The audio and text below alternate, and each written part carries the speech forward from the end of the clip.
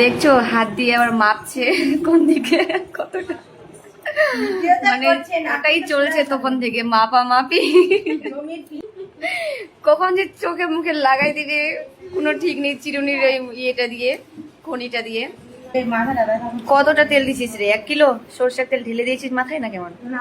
তাহলে আমি কোনো তেলই ইউজ করি না মাথায়। যখন আমার মাথা ব্যথা হয়, জ্বর হয়, তখনই তেল দিই। তোর যে কি ট্রিটমেন্ট চলছে? আমি কি সাদে বলছি? এটা লেজি গার্লস, দেখো তোমরাই দেখো কতক্ষণ ধরে করছে চুলগুলো নিয়ে এপাশ থেকে ওপাশ, তবু আর হচ্ছে না। কোমরটাই লেগে গেল আমার বসে থাকে থেকে। তো ফাইনালি ওর চুলের মাপ নেওয়া হলো, কতটা কি ক্রিম পিন করবে। যে হারে আমাকে বানিয়ে রাখছে দেখো, পিছনে ক্লিপ দিয়ে আটকে রাখছে। মানে নতুন নতুন শিখলে যা হয় আর কি। তো এটা দেখে বেশি হাসি পাচ্ছে।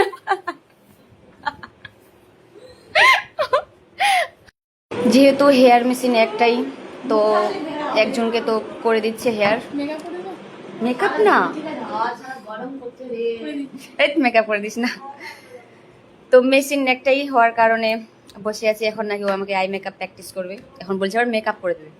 মেকআপ না, এমনি আই মেকআপ প্র্যাকটিস করবে নাকি? কর মেকআপ তো ওই দিন করলি। তো গাইস দেখতে পাচ্ছ মৌসুমি আমার উপর আই মেকআপ প্র্যাকটিস করলো। লিপস্টিক থাক, করবো না। তুমি যদি প্র্যাকটিসের জন্য করতে চাও থাক, ওটা তো হয়। তো দেখতেই পাচ্ছ প্রথম প্রথম প্র্যাকটিস, তার জন্য একটু এলোমেলো হয়ে গেছে। নেক্সট টাইম আরো ভালো হবে।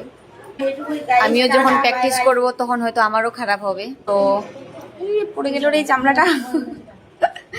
আমার চুলে এখন ট্রিটমেন্ট হচ্ছে, মানে মুখটার তো 12টা বাজালাম, চোখগুলোর এখন চুলটার 12টা বাজাবো। তো ফাইনালি দেখতে পাচ্ছ চুলগুলো হলো ক্রিম পিন করা।